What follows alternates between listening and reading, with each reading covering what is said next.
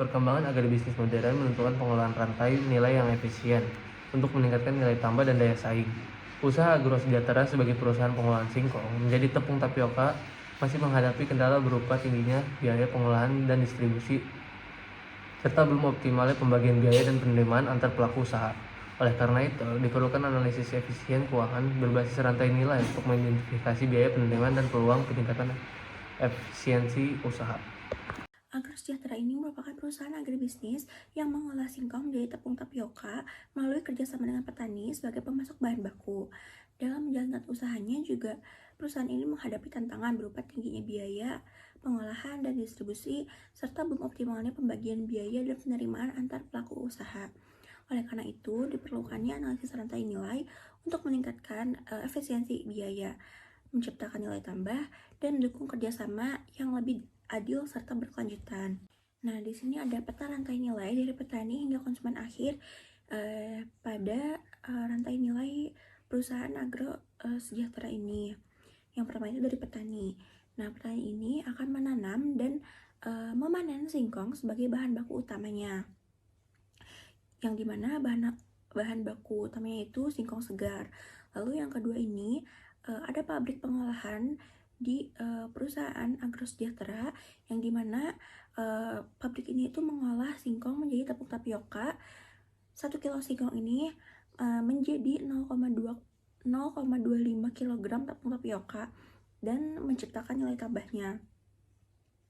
Nah, dimana yang kedua ini yaitu memproses pengolahan dari bahan baku utama menjadi tepung tapioka. Lalu yang ketiga itu ada distributor, yang dimana distributor ini tugasnya itu menyalurkan produk tapioka ke retail atau pasar dengan menjaga ketersediaan dan kelancaran logistik. Lalu yang keempat ini ada retail atau pasar, yang dimana retail atau pasar ini menjual produk tapioka kepada konsumen akhir, baik untuk kebutuhan rumah tangga maupun industri kecil. Lalu yang terakhir itu ada konsumen akhir.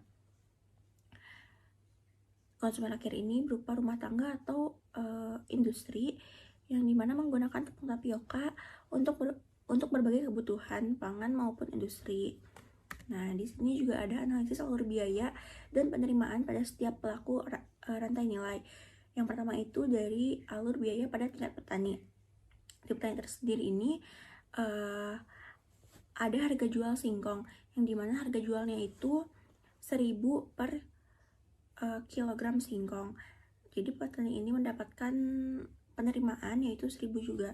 Lalu yang kedua ini ada alur biaya pada tingkat pabrik atau pengolahan, yang dimana pembelian singkongnya ini 1.000 per kilogram singkong dengan biaya transportasinya itu 200, lalu pengolahannya ini 1.500, total biaya itu 2.700. Nah, di sini juga ada output tapioka yang dimana 0,25 kg tapioka ini dikali dengan 6.000 menghasilkan 1.500. Jadi tadi total biaya tadi 2.700 ditambah dengan dikurang dengan penerimaan 1.500, selisihnya itu ada di minus 1.200. Yang ketiga ini ada alur biaya pada tingkat distributor, yang dimana harga beli dari pabriknya itu 6.000, lalu biaya distribusinya itu 500, total biayanya ini 6.500, harga jual ke konsumen itu 8.000, serta pendapatan distributornya itu 1.500. Yang keempat ini ada alur penerimaan dari pendapatan setiap pelaku, yang dimana dari petaninya ini penerimaan itu 1.000, total biayanya itu 0, pendapatannya 1.000. Lalu pada pabrik pengolahan penerimaan ini 1.500, total biayanya 2.700, pendapatannya minus 1.200. Lalu pada distributor penerimaan ini 8.000, total biayanya ini 6.500, pendapatannya 1.500. Lalu di sini ada bagian identifikasi titik biaya pada setiap tahapan rantai nilai. Nah, untuk tahapannya itu ada hulu, pengolahan sama distribusi. Yang komponen biayanya itu ada pembelian singkong, transportasi bahan baku, biaya pengolahan, dan biaya distribusi. Untuk nilainya sendiri yaitu ada 1.200, 1.500, 500 per kilo, yang memiliki total semuanya jadi 2.700. Nah, analisis kontribusi biaya ini menunjukkan bahwa tahap pengolahan memiliki biaya besar, yaitu 1.500 per kilo atau sama dengan 55,56% dari total biaya, sehingga paling memengaruhi efisiensi usaha. Nah, biaya bahan baku singkong sebesar 1.000 per kilo atau setara dengan 37,04% dan transportasi sebesar 200 per kilo itu setara dengan 7,41%. Oleh karena itu, peningkatan efisiensi perlu dilakukan pada proses pengolahan serta pengelolaan logistik dan bahan baku. Selanjutnya yaitu ada analisis biaya dan nilai tambah dalam rantai nilai. Yang pertama pada tingkat petani, petani memperoleh nilai tambah sebesar Rp1.000 per kilo singkong dari hasil jual hasil panen. Nah, nilai tambah ini masih terbatas karena biaya produksi belum diperhitungkan dan biaya hanya berperan sebagai pemasok bahan baku tanpa melakukan pengolahan lebih lanjut. Nah, untuk pada tingkat pabrik, pengolahan 1 kilo singkong menjadi tapioka menghasilkan nilai output Rp1.500, sedangkan biaya produksi mencapai Rp2.700 per kilo. Akibatnya margin nilai tambah pabrik bernilai negatif Rp1.200 per kilo, Rp1.200 per kilo yang menunjukkan usaha belum efisien dan perlu menekan biaya atau meningkatkan harga jual produk. Nah, untuk pada tingkat distributor memperoleh margin nilai tambah sebesar Rp1.500 per kilo tapioka setelah dikurangi biaya distribusi. Hasilnya menunjukkan bahwa distribusi memberikan keuntungan yang cukup besar dan menjadi salah satu sumber utama pembentukan nilai tambah dalam rantai nilai tapioka. Nah, untuk perbandingan kontribusi nilai tambah antar pelaku, distributor memberikan kontribusi nilai tambah terbesar yaitu 115,39% dan menjadi sumber utama keuntungan dalam rantai nilai singkong tapioka. Petani berkontribusi positif sebesar 76,92%, sedangkan pabrik pengolahan berkontribusi negatif 92,31%. Akibat tingginya biaya produksi, hal ini menunjukkan perlunya peningkatan efisien pada tahap pengolahan. Selanjutnya ada simulasi pembagian margin secara profesional yang dimana pembagian margin ini berdasarkan kontribusi biaya bertujuan untuk menciptakan distribusi keuntungan yang objektif, mudah diukur, dan mencerminkan kontribusi setiap pelaku dalam rantai nilai agrosejahtera. Pembahasan pertama itu terkait dasar penentuan pembagian margin, yang dimana pembagian margin itu ditentukan berdasarkan kontribusi biaya karena data yang tersedia berfokus pada biaya yang dikeluarkan oleh masing-masing pelaku rantai nilai. Pelaku utama dari kontribusi biayanya adalah petani, pabrik, dan distributor, yang dimana pada petani biaya bahan bakunya itu 1.000 per kilogram, lalu biaya untuk pabrik biaya pengolahan itu 1.500 per kilogram, dan distributor biaya distribusinya itu 500 perak per kilogram. Yaitu total biaya yang digunakan sebagai dasar pembelajaran margin adalah 3.000 per kilogram. Dan karena kontribusi biaya dipilih dengan asumsi bahwa semakin besar biaya yang dikeluarkan oleh suatu pelaku, maka semakin besar pula kontribusinya terhadap pembentukan nilai produk sehingga berhak memperoleh proporsi margin yang lebih besar. Bahasan selanjutnya yaitu terkait simulasi pembagian margin berdasarkan kontribusi nyata, yang dimana kontribusi biaya masing-masing pelaku dihitung berdasarkan perbandingan biaya dilakukan dengan total biaya rantai nilai totalnya dengan 3.000 per kilogram. Jadi margin totalnya itu adalah selisih harga jual produk akhir dengan nilai awal bahan baku itu 5.000 per kilogram. Margin dihasilkan sesuai proporsional kontribusi biaya petani, yaitu 33,33%, itu dikali 5.000 sehingga menghasilkan 1.666 kilogram ribu per kilogram. Lalu pabrik 50% sama dengan 50 kali 5.000 sama dengan 2.500 per kilogram. Dan terakhir adalah distributor dengan persentase 16,67% dikali 5.000 sama dengan 834 perak per kilogram. Evaluasi dari keadilan pembagian margin yaitu Hasil simulasi menunjukkan bahwa aktivitas pengelolaan memberikan kontribusi ekonomi terbesar dalam rantai nilai agrosejahtera karena memerlukan biaya lebih besar dan menciptakan peningkatan nilai ekonomi yang signifikan. Pertama, pabrik memperoleh bagian margin terbesar yaitu 50%, lalu petani memperoleh 33,33%, dan yang terakhir distributor memperoleh 16,67%. Jadi proporsi dari margin tersebut adalah 100%.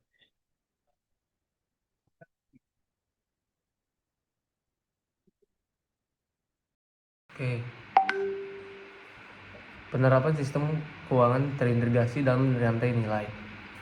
Konsep keuangan terintegrasi yaitu pertama dari petani singkong, pencatatan volume panen dan konfirmasi dana, terus saling bolak-balik lah, kayak aliran produk terus uang ke pabrik pengolahan tapioka PT Agro Sejahtera, rekonsiliasi data biaya, transportasi dan pengolahan, dan rendemen sebesar 25%.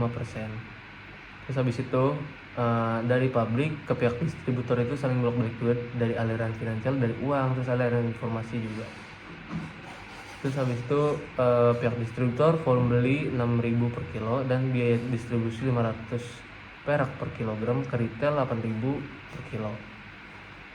Terus habis itu manfaat strategis bagi agrobisnis sejahtera, mengatasi asimetri informasi, deteksi real time pos, biaya membengkak seperti energi, maintenance, dan penyusutan.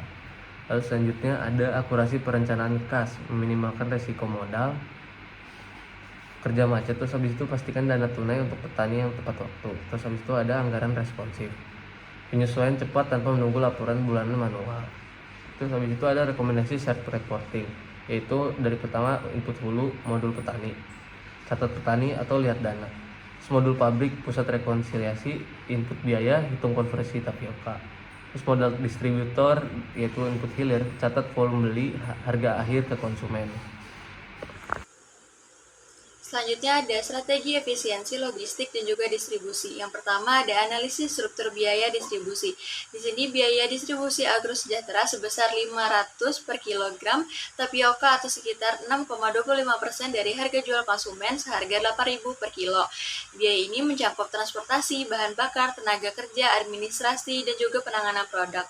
Tingginya biaya distribusi ini dipengaruhi oleh rute pengiriman yang belum optimal, pemanfaatan kendaraan yang kurang maksimal, serta koordinasi distribusi yang belum terintegrasi. Oleh karena itu, diperlukan adanya strategi efisiensi untuk menekan biaya dan meningkatkan keuntungan perusahaan. Selanjutnya ada pemanfaatan teknologi digital untuk efisiensi distribusi. Teknologi digital dapat membantu Agro Sejahtera meningkatkan efisiensi distribusi melalui pemantauan lokasi kendaraan, jadwal pengiriman, dan persediaan produk secara real time. Sistem ini terintegrasi memungkinkan pertukaran informasi yang lebih cepat antara pabrik, distributor, juga pengecer, sehingga proses distribusi ini menjadi lebih efektif. Selain itu, digitalisasi juga meningkatkan transparansi serta memudahkan pengawasan dan juga pengendalian biaya logistik. Selanjutnya ada implementasi AI, route optimization, e-logistik, dan blockchain trackability. Yang pertama di sini ada AI route optimization. Yang pertama di sini ada penjelasannya menentukan rute pengiriman yang paling efisien, mengurangi waktu tempuh dan juga konsumsi bahan bakar. Yang kedua ada e-logistik, di mana mengintegrasikan penjadwalan, pelacakan kendaraan, dan juga pengelolaan distribusi dalam satu platform, dan juga meningkatkan koordinasi dan mengurangi risiko keterlambatan pengiriman. Selanjutnya ada blockchain trackability. Di sini gunanya untuk melacak produk dari bahan baku singkong hingga sampai ke konsumen, meningkatnya transparansi dan juga kepercayaan antar pelaku rantai nilai. Ada dampak integrasi dan efisiensi terhadap kinerja keuangan. Yang pertama ada dampak efisiensi distribusi terhadap harga jualnya. Di sini efisiensi distribusi menurunkan biaya dari 500 per kilo menjadi 450 per kilonya, atau hemat 50 per kilo, di mana penghematan ini dapat digunakan untuk mempertahankan harga jual yang lebih kompetitif atau meningkatkan keuntungan perusahaan tanpa menaikkan harga jual. Selanjutnya ada dampak efisiensi distribusi terhadap margin keuntungan, di mana penurunan biaya distribusi sebesar 50 per kilo ini memberikan tambahan margin keuntungan bagi perusahaan. Jika harga jual tetap dipertahankan, maka seluruh penghematan biaya akan menjadi keuntungan tambahan.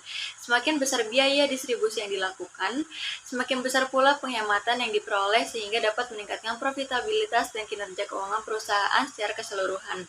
Selanjutnya ada peran integrasi keuangan dalam mengurangi konflik antar pelaku rantai nilai. Yang pertama ada penerapan sistem keuangan integrasi ini memungkinkan seluruh pelaku antar nilai pengaksesan informasi biaya pendapatan dan margin secara lebih transparan. Kedua, ada keterbukaan informasi ini yang membantu menciptakan pembagian keuntungan yang lebih adil sesuai kontribusi masing-masing pelaku. Terakhir ada, selain mengurangi potensi konflik dan kesalahpahaman, integrasi keuangan juga meningkatkan kepercayaan serta memperkuat kerjasama antar petani, pabrik, distributor dalam rantai nilai agrosejahtera ini. Selanjutnya ada simulasi pengurangan biaya distribusi minimal 10%. Di sini ada pengurangan biaya distribusinya 10%, lalu di sini ada keterangannya, ada biaya distribusi, pengurangan biaya, ada presentasi efisiensi, ada sebelum efisiensi dan setelah efisiensi. Biaya distribusi sebelum efisiensi ini 500, setelah efisiensi ini jadi 450 per kilo, dan pengurangan biaya setelah efisiensi ini tetap 50 per kilo, lalu presentasi efisiensinya 10%. Dari hasil simulasi menunjukkan bahwa penerapan teknologi digital mampu menurunkan biaya distribusi sebesar 10% atau 50 per kilo. Penghematan ini meningkatkan margin keuntungan perusahaan karena biaya operasional menjadi lebih rendah. Selanjutnya pada volume distribusi 100.000 kilo tepung tapioka, total penghematan yang diperoleh mencapai 50.000. Untuk penerapan AI, Roto Optimization, e-logistik, dan blockchain trackability tidak hanya menekan biaya distribusi, tetapi juga meningkatkan transparansi, ketepatan pengiriman, dan koordinasi antar pelaku rantai nilai. Dengan demikian, strategi ini dapat mendukung terciptanya sistem agribisnis yang lebih efisien, kompetitif, dan juga berkelanjutan. Oke, next. Pembahasan terkait rekomendasi pengembangan sistem rantai nilai agrosejahtera yang bertujuan utama untuk merekomendasikan meningkatkan efisiensi operasional, transparansi keuangan, dan daya saing melalui pengembangan sistem rantai nilai yang terintegrasi dan berkelanjutan. Pembahasan pertama itu terkait strategi peningkatan efisiensi operasional, yang di mana efisiensi operasional itu sangat penting untuk menekankan biaya dan meningkatkan keuntungan. Jadi biaya pengolahan merupakan komponen terbesar sehingga menjadi fokus utama perbaikan. Maka strategisnya adalah yang pertama adalah optimalisasi sumber daya produksi dan peningkatan produktivitas tenaga kerja. Yang kedua, pengurangan pemborosan bahan baku dan perbaikan proses produksi. Yang ketiga itu evaluasi utilitas mesin dan peralatan serta penerapan jadwal pemeliharaan berkala. Keempat, pengelolaan rute pengiriman yang lebih efektif untuk menekankan biaya transportasi. Yang terakhir adalah perencanaan distribusi yang baik untuk mengurangi waktu pengiriman konsumsi bahan bakar dan meningkatkan ketepatan waktu. Dampak yang diharapkan yaitu penurunan biaya operasional, peningkatan kualitas pelayanan, lalu juga peningkatan produktivitas dan struktur biaya yang lebih sehat. Terakhir adalah daya saing perusahaan semakin kuat. Lalu strategi peningkatan transaksi keuangan, yang dimana transparansi keuangan membantu menciptakan pembagian keuntungan yang adil, mengurangi potensi konflik, dan meningkatkan kepercayaan antar pelaku rantai nilai. Maka strategisnya adalah penerapan sistem pencatatan keuangan yang standar dan terdokumentasi dengan baik pada setiap tahapan. Kedua, penyusunan laporan biaya, pendapatan, dan budget secara periodik dan transparan. Ketiga, komunikasi terbuka antar pelaku terkait struktur biaya, margin, dan kinerja operasional. Yang keempat adalah pembagian margin secara proporsional berdasarkan kontribusi biaya untuk menciptakan keadilan distribusi manfaat ekonomi. Ini adalah penguatan tata kelola keuangan untuk meningkatkan akuntabilitas dan mengurangi risiko penyimpangan. Dan yang diharapkan adalah meningkatkan kepercayaan antar pelaku, mengurangi potensi konflik, mendukung pengambilan keputusan yang lebih tepat, yang terakhir adalah mendorong keberlanjutan kemitraan rantai nilai. Terakhir adalah strategi peningkatan daya saing rantai nilai agribisnis seimbang, yang di mana integrasi sistem keuangan dan informasi menjadi kunci untuk mengatasi asimetri informasi dan meningkatkan efektivitas pengelolaan rantai nilai. Langkah strategisnya adalah integrasi informasi dan keuangan, yang di mana akses bersama terhadap informasi biaya, pendapatan volume, transaksi, dan margin pada setiap tahapan rantai nilai. Lalu pemanfaatan teknologi digital seperti sistem ERP, dashboard keuangan berbasis cloud, lalu aplikasi pencatatan transaksi yang real time. Manfaat integrasi sistem ini adalah data lebih cepat, akurat, dan real time. Lalu perencanaan, pengendalian, dan keputusan lebih efektif. Lalu pengendalian internal lebih kuat, dan identifikasi efisiensi lebih mudah. Informasi dari ketiga strategi itu secara sinergis akan membantu agrosejahtera menciptakan rantai nilai yang efisien, transparan, dan berdaya saing tinggi, sehingga mampu meningkatkan keuntungan dan keberlanjutan usaha dalam jangka panjang.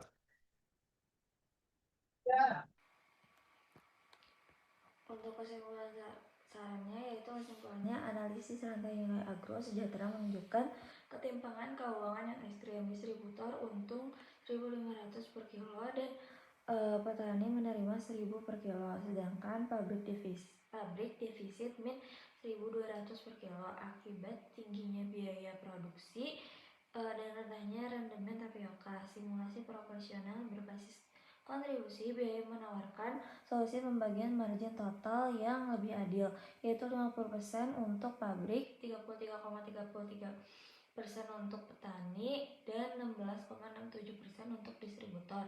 Keadilan ini dapat dikawal melalui sistem keuangan share reporting berbasis cloud untuk transparansi data. Selain itu, digitalisasi logistik lewat AI route optimization terbukti mampu memangkas biaya distribusi sebesar 10%.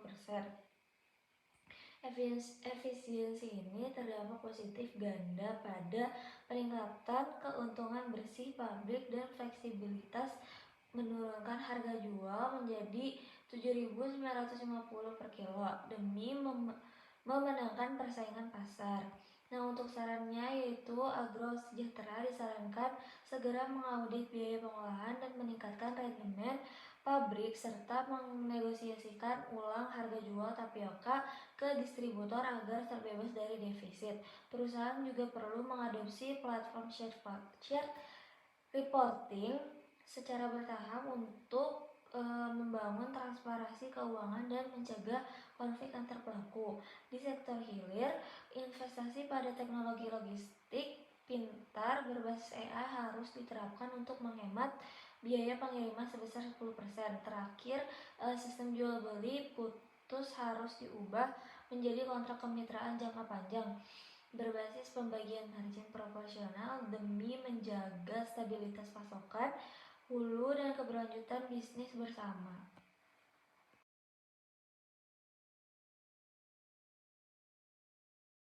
Baik, pada bagian terbelakang ini, perkembangan teknologi digital telah mendorong hadirnya fintech sebagai alternatif pembiayaan di sektor agribisnis. Salah satu contohnya adalah kerjasama dari mitra Tani Farm dengan Tani Fund yang berhasil menghimpun modal dari investor untuk mendukung budidaya jagung. Meskipun memberikan kemudahan akses pendanaan, penggunaan fintech ini juga memiliki resiko seperti gagal bayar, dan masalah keuangan platform. Oleh karena itu juga diperlukannya analisis mengenai biaya modal, arus kas, crowdfunding, serta keuntungan dan risiko fintech untuk memahami perannya dalam meningkatkan pengelolaan keuangan dan inklusi keuangan digital di sektor agribisnis. Lalu, di sini ada perbandingan biaya modal Tani Fund dengan KUR Bank BRI. Dari keterangannya ini ada modal yang diterimanya. Diketahui bahwa Tani Fund ini memiliki modal yang diterimanya itu sekitar 500 juta, sedangkan kalau dari KUR Bank BRI ini juga sama 500 juta. Lalu jangka waktunya pada Tani Fund ini 6 bulan, pada Bank BRI juga 6 bulan. Lalu di sini diketahui bahwa tingkat imbal hasil atau bunganya itu dari Tani Fund ini ROI-nya 12%, sedangkan pada KUR Bank BRI ini 6% per tahun atau 3% per 6 bulan. Nah, untuk biaya modal di sini kita telah mengetahui bahwa modal yang diterimanya itu 500 juta dikali, ini untuk yang Tani Fund, dikali 12%, jadi hasilnya 60 juta biaya modal pada Tani Fund. Nah, untuk di perhitungan KUR Bank BRI ini, dihitungnya tadi kan diketahui 6% tuh untuk per tahun ya. Jadi karena tadi yang Tani Fund ini 6 bulan, maka yang KUR Bank BRI juga ngambilnya 6 bulan, yaitu 3%. Jadi 500 juta dari modal yang diterima dikali 3%-nya sebenarnya 15 juta. Nah, untuk total pengembaliannya dari Tani Fund ini 500 juta dikali dengan 500 juta ditambah dengan 60 juta menghasilkan 560 juta. Sedangkan pada KUR Bank BRI ini 500 juta ditambah dengan 15 juta dari biaya modal, hasilnya 515 juta. Lalu untuk sistem pembayarannya pada Tani Fund ini dibayar pada saat panen, sedangkan kalau KUR Bank BRI ini sistem pembayaran itu pokok dan juga bunganya sesuai ketentuan kredit. Nah, untuk selisih biaya modalnya pada Tani Fund ini 45 juta lebih tinggi, sedangkan pada KUR Bank BRI ini lebih rendah. Lalu di sini ada interpretasi hasil perbandingan biaya modal. Jadi hasil perhitungan ini menunjukkan bahwa biaya modal melalui Tanifan mencapai 60 juta, sedangkan melalui KUR Bank BRI ini hanya 15 juta. Hal ini menunjukkan bahwa KUR Bank BRI efisien karena biaya pembiayaannya ini lebih rendah sehingga dapat meningkatkan keuntungan petani. Namun, pada Tanifan ini tetap memiliki keunggulan berupa proses pendanaan yang lebih cepat dan juga mudah diakses, terutama bagi petani yang belum memenuhi persyaratan kredit perbankan. Oleh karena itu juga ini lebih unggul dari sisi biaya, sedangkan Tanifan ini lebih unggul dari sisi kemudahan akses modal. Di sini juga ada rekomendasi strategi pembiayaan agribisnis. Yang pertama ini, KUR Bank BRI ini lebih direkomendasikan karena biaya modalnya ini lebih rendah dibandingkan dengan Tanifan tadi, sekitar kalau KUR Bank BRI ini 15 juta. Kalau Tanifan tadi itu 60 juta. Lalu untuk yang kedua, selisih biayanya ini 45 juta dapat dimanfaatkan untuk meningkatkan produktivitas usaha tani. Lalu yang ketiga ini, Tanifan ini dapat menjadi alternatif bagi petani yang membutuhkan dana cepat atau kesulitan mengakses kredit bank. Lalu yang terakhir, KUR Bank BRI ini sebaiknya menjadi sumber pembiayaan utama, sedangkan Tanifan ini digunakan sebagai pendanaan tambahan jika diperlukan. Kenapa? Karena tadi telah dijelaskan bahwa KUR Bank BRI ini memiliki modal lebih rendah, yaitu 15 juta dibandingkan Tanifan sendiri yang 60 juta. Tapi Tanifan ini juga bisa digunakan sebagai biaya pendanaan tambahan jika diperlukan, karena keunggulannya ini mereka ini mudah diakses dibandingkan KUR Bank BRI tersebut. Oke, selanjutnya yaitu pencatatan arus kas atau mobile app menggunakan aplikasi Septan, yang dimana ini berfungsi untuk pencatatan arus kas secara digital yang membantu kelompok tani mencatat setiap transaksi secara real time, akurat dan mudah dipantau untuk pengelolaan keuangan yang lebih baik. Pada pertama, itu simulasi arus kas digital kelompok tani jagung selama satu musim tanam dengan minimal 10 kali transaksi. Apabila dilihat di sini, kita melihat bahwa tabel arus kas itu total dari penjualan hasil panen itu sekitar 780 juta, yang dimana totalnya itu adalah untuk kas masuk sekitar 1,2 miliar juta dan kas keluarnya itu 400 juta apabila ditotalkan. Nah, ini tuh untuk informasi usaha untuk kelompok tani mitra tani farm dengan komoditas jagung, periode tanam 6 bulan, dengan pembiayaan diterima 500 juta. Lalu, untuk analisis arus kas dan perspektif manajemen keuangannya itu untuk seluruh kebutuhan biaya produksi sebesar 400 juta yang dapat dipenuhi dari dana pembiayaan 500 juta sehingga kecukupan modal kerja atau working capital adequacy sudah tercapai. Arus kas keluar bisa terjadi pada 2 bulan pertama, yang dimana untuk pembelian benih, pupuk, dan pengolahan lahan sesuai karakteristik usaha pertanian.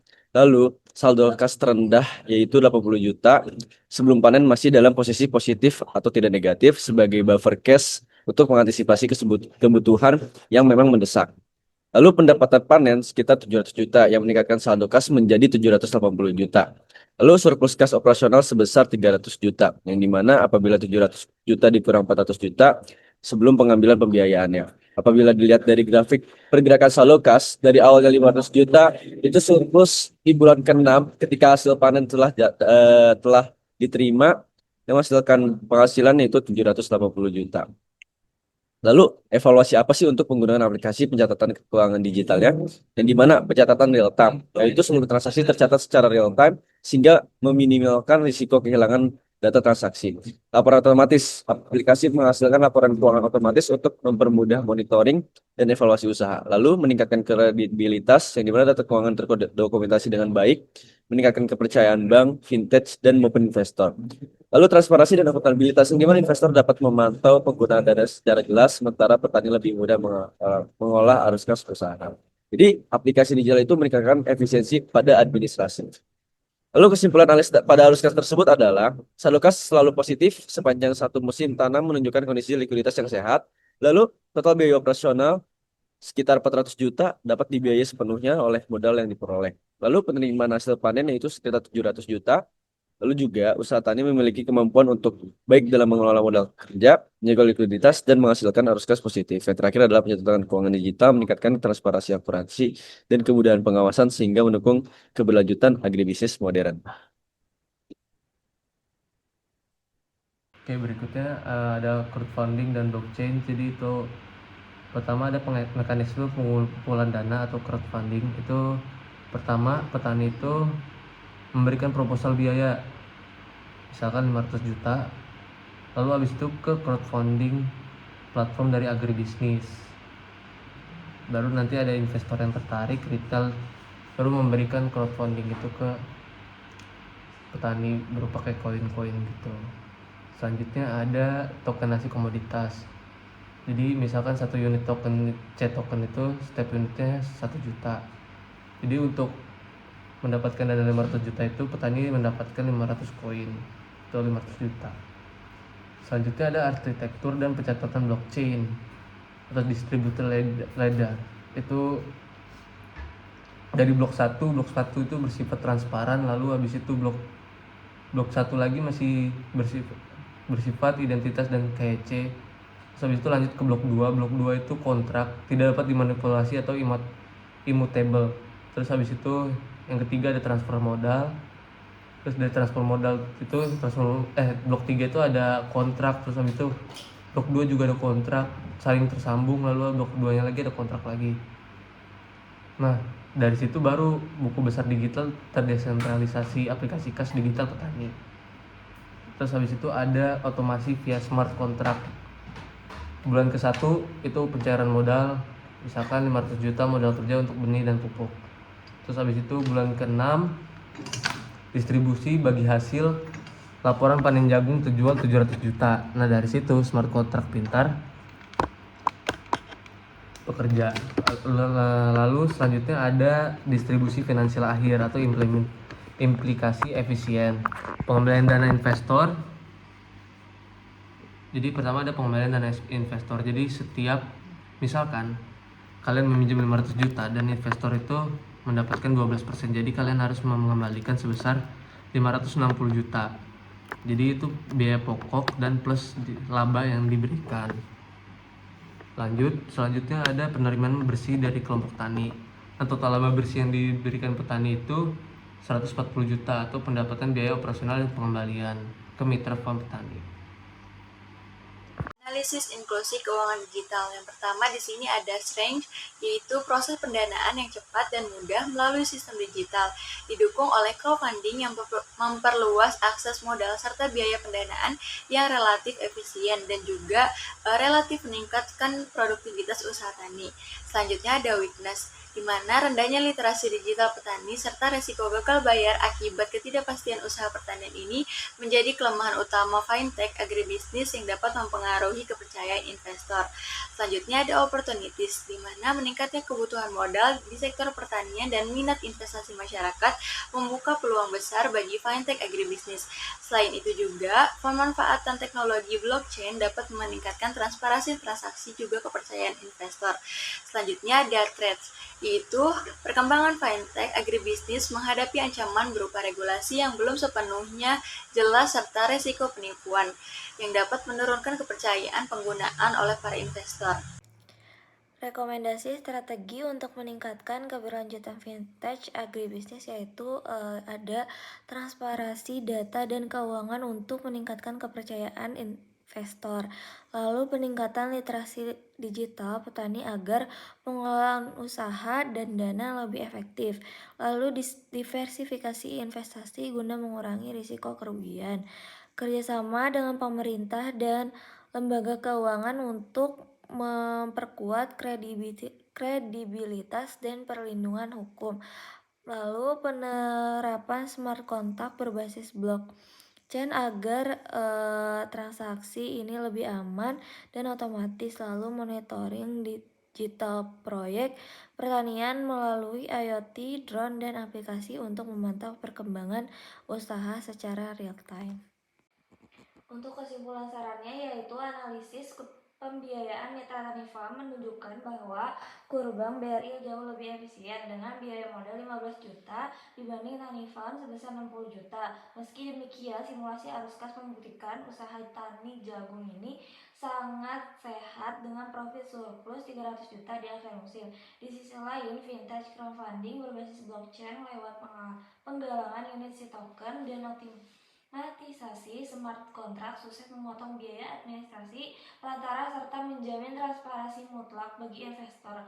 Melalui analisis SWOT, kendala terbesar sistem ini adalah rendahnya literasi digital petani dan risiko gagal bayar akibat faktor alam. Namun, integrasi teknologi ini berhasil mengamankan laba bersih kelompok tani sebesar 140 juta pasca panen. Untuk sarannya yaitu Mitra Tani Farm disarankan mengutamakan KUR sebagai modal utama demi menghemat biaya operasional dan menempatkan vintage sebagai alternatif dana cepat. Untuk keberlanjutan sistem, penyedia platform harus mengoptimalkan smart contract berbasis blockchain guna menjaga kepercayaan investor dibarengi dengan pelatihan literasi digital berkala bagi petani dalam mencatat arus kas terakhir guna memitigasi risiko gagal bayar akibat cuaca. Platform perlu menempatkan diversifikasi komoditas serta pemanfaatan teknologi IoT atau drone untuk pengawasan lahan secara real time.